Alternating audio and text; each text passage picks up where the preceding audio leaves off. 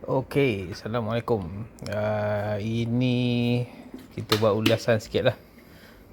Macam mana saya masuk trade untuk I think untuk Abang Nik, saya janji malam tadi dengan Abang Nik nak buat ulasan sikit kan. Okey, ni Apple punya stock. Okey.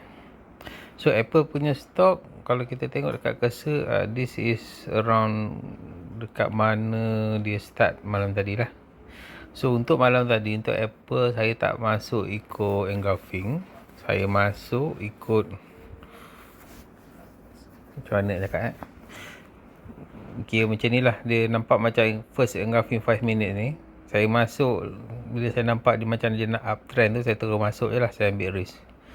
So eventually dia create some engulfing kat sini, and dia continue up lah untuk first position yang saya buat.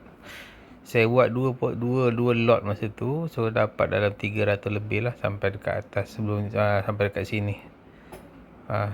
Sebelum dia nak turun tu. Okey, jadi untuk first punya trade nampak macam tak begitu technical lah. Saya masuk terus saja. Okey, untuk second trade. Okey, second trade ni dia special sikit sebab saya tunggu juga dia nak turun. And untuk second trade, apa yang saya nampak ada satu engulfing kat sini sebenarnya. Okey. Dekat sini. Okey. Nampak cursor ni kan? Dekat situ. So saya tahu kalau kita tengok dekat 1 hour kan. Kalau kita tengok dekat 1 hour, daripada semalam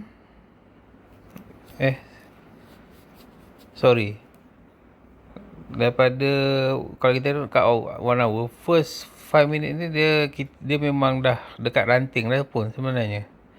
So bila kita first 5 minutes tu, saya nampak dia macam dah push up, saya terus masuk lah sebab harga dah dekat ranting kan. Kita ambil risk, harga cecar ranting, and kita buy call at that time. So price naik, bila dia turun sikit saya buang. Okay, jadi bila kita tengok market structure, walaupun dia buat lower low kat sini kan, dia buat lower low, tapi overall market structure still uptrend.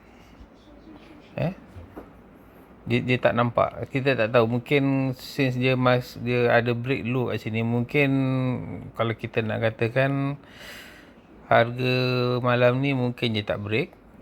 Mungkin dia break. Kalau dia tak break, maksudnya dia akan maintain the market structure lah, dia akan consolidate. Kalau dia break, then maksudnya dia dah buat trend baru. Kita akan terus tengok new high lepas ni. Okay, kalau dia break line ni lah. Okay, so since saya nampak dia macam sebab kalau betul-betul dia nak break, mungkin dia kena break di slow lah. Tapi kita tengok dia pun tak break sangat di slow. Dia cuma ada toncet je kat bawah tu, and then dia reject ke atas. Okay, dia cuma break low yang kat atas ni.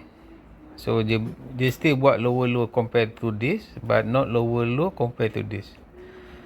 Okay, so kat sini dia bukanlah macam matematik sangat Dia macam is a bias lah. Kita tengok at that point in time bias tu macam mana. Kalau kita kata dia tak break lower low kat sini, and then dia akan reverse, and eventually memang dia reverse.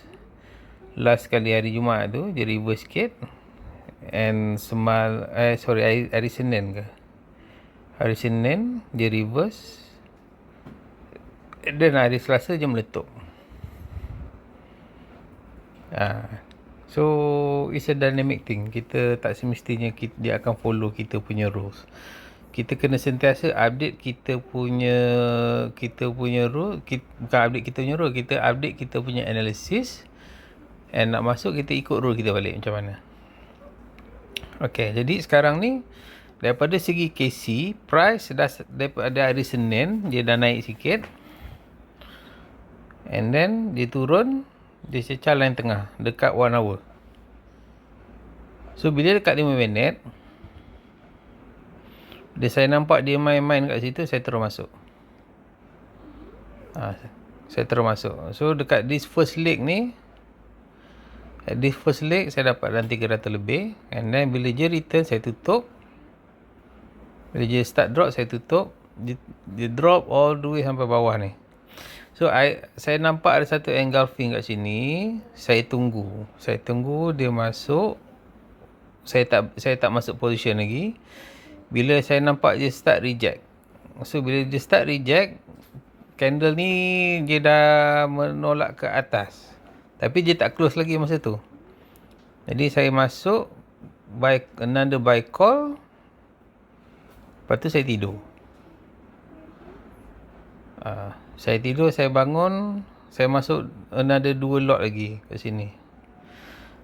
So of course kita tengok, kalau kita tengok dia respect engulfing kat sini, dia masuk and then dia push up, and then dia create another engulfing di sini.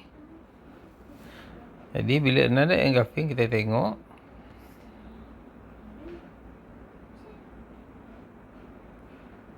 okay, lebih kurang lah dia test engulfing tu balik, and then push further up, and dia tutup 16544 tinggi daripada, so daripada sini sampai sini membentuk satu daily candle lah, menegak ke atas.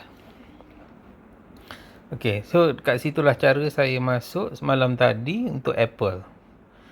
Yang ni yang jadilah, yang tak jadi tu adalah beberapa yang lain tu nanti mungkin saya ulas kemudian lah kenapa tak jadi apa semua, saya tak tahu. Okay, saya tak tengok lagi. Okay, jadi untuk Apple, this is how kita masuk. So sama juga kalau kita boleh berjaga malam, kita akan cut loss bila dia lepas daripada kotak ni. Okay, so sama juga bila dia buat engulfing yang baru, kita boleh tunggu engulfing ni, dan kita boleh tunggu dia retest balik. The moment dia retest, sama juga kita masuk buy call bila dia retest, and then cut loss dekat bawah daripada kotak. Itu je. Tapi benda-benda macam ni bila kita boleh berjaga lah. Itu kelemahan sistem ni. Kalau kita jenis boleh berjaga malam, tak ada masalah. Okey je. Tapi kalau tak boleh jaga malam, nak tidur, pakai doa-doa sikit lah kan. And then kita kena masuk tu, kita pastikan the risk yang kita masuk tu kita boleh ambil. Maksudnya kita boleh sanggup hilang kita punya premium. Kata 500 lah kita sanggup hilang. Baru kita boleh masuk. Kalau kita nak stay overnight maksudnya. Kalau kita tak sanggup, then kita tak boleh masuk. So macam itulah jawapan dia. Jadi kalau untuk TP okay, sebelum ni saya tak pernah cerita pasal TP. Kita boleh guna puncak-puncak atas ni. Contohnya dekat this line. Dekat line ni atas ni. Sebagai TP kita boleh guna. Tapi untuk option, kita tak boleh nak set berapa line ni, berapa harga option ni kita tak tahu. So yang berjaga malam je lah boleh. Kalau tak boleh jaga malam, dan kita kena set a static TP 50%, 20%, 30%, benda-benda macam tu. So macam tu lah. Jadi kalau kita tengok relationship between kita punya engulfing, kat sini pun ada engulfing.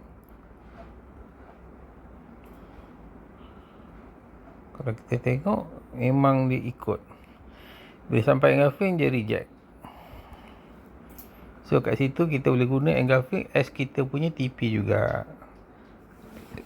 So dekat sini pun ada engulfing. Kita boleh ambil yang atas ni.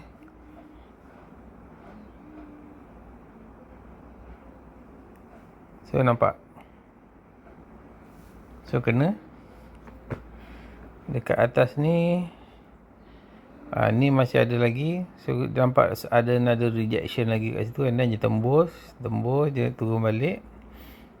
Ni next. Kita tak tahu engulfing ni kat mana. Tak ada dah. Kalau je break malam ni, ke atas hari raya. Itu je lah. Sebab tak ada resistance baru dekat sebelah kiri. Hopefully je break lah. Memang hari raya lah. Boleh lah cover loss yang banyak-banyak tu saya punya. Okay. So insyaAllah. So ini saja ulasan saya macam mana saya masuk malam tadi.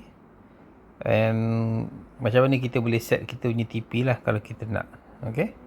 Tapi TP yang saya punya ni kebanyakan ni memang kena stay. Kalau tak memang letaklah 30% ke 50% ke. Yang tu ikut DDNK lah. Sebab option somehow kita tak boleh nak letak pending order. Saya pun tak tahu macam mana. Kalau boleh letak pending order, boleh. Bagus. Dekat set, dekat sini kan. Maksudnya pending order dekat sini, dekat area sini 164. Tapi harga option lain. Kita tak tahu harga option kat situ berapa. Jadi the best is sama ada kita letak static punya numbers by percentage ataupun kita tengok dia naik berapa ringgit. Kita boleh set. Katalah kita beli harga option RM5. Kita boleh letaklah harga option RM7.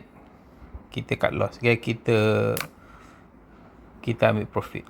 Kalau dia sampai harga option tu RM7. Kalau dia tak sampai, tak kena lah. Sama je. So, this is how I trade malam tadi. And kita tengoklah macam mana. Assalamualaikum.